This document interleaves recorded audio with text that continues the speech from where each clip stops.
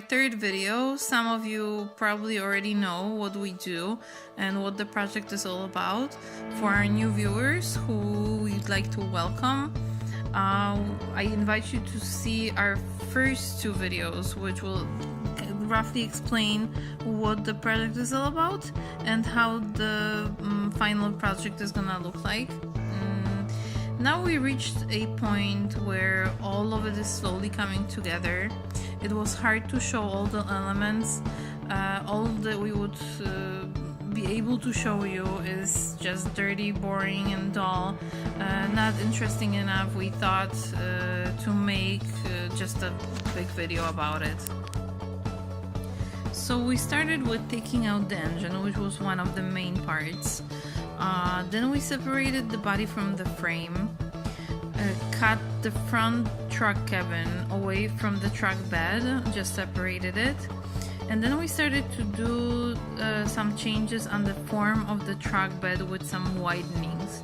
The same is gonna go for the truck cabin. The front of it, it's also gonna be widened. But this is also one of those things that you can see at the first videos. So on the truck cabin and engine compartment, we took everything out, and then we noticed that there are some holes and some damaged parts. So we did some cutting up. We got rid of the holes, we got rid of the rust, we fixed some body work that needed to be done, and then conserved it with pre-paint and paint. That was the time when there was a lot of moisture in the air, so we were worried about the rust getting in. So that was the reason why we painted it before we did some more work. We've had some issues with finding the suitable frame for our project. Also, so it would be in a good enough condition so we didn't have to waste time on fixing it. Biggest issue was we needed a frame which is rear wheel drive, not from what is most commonly available, which is four-wheel drive Nissan pickups. Rear-wheel drive has definitely simpler steering system and a lighter suspension, and would be just enough for our project. We ended up with a frame from Nissan Navara 2004, which is four-wheel drive, so the steering system is also from that. We just got rid of the front wheel drive. One of the other issues is also the distribution of weight between the front and the back.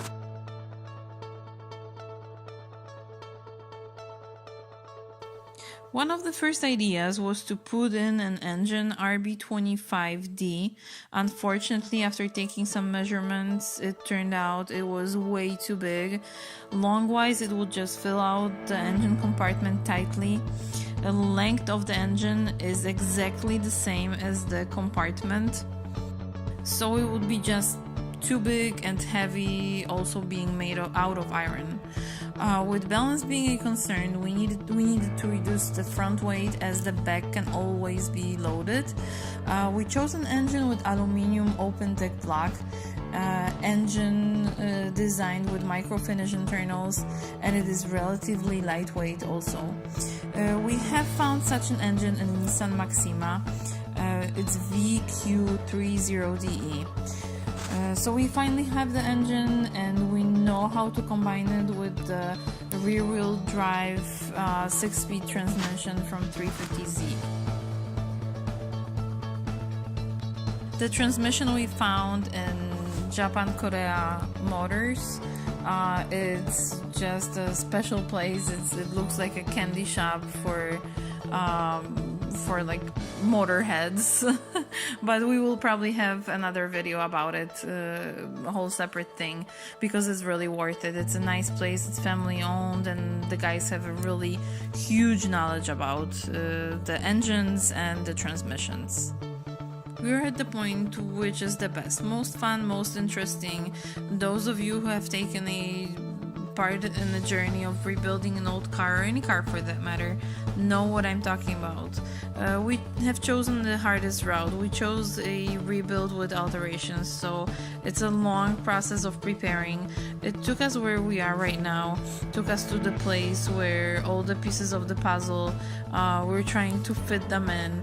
Of course, some of them don't, but that's part of the journey, that's part of the fun. So I hope you guys will stay with us and follow us and see how the journey goes. See you soon.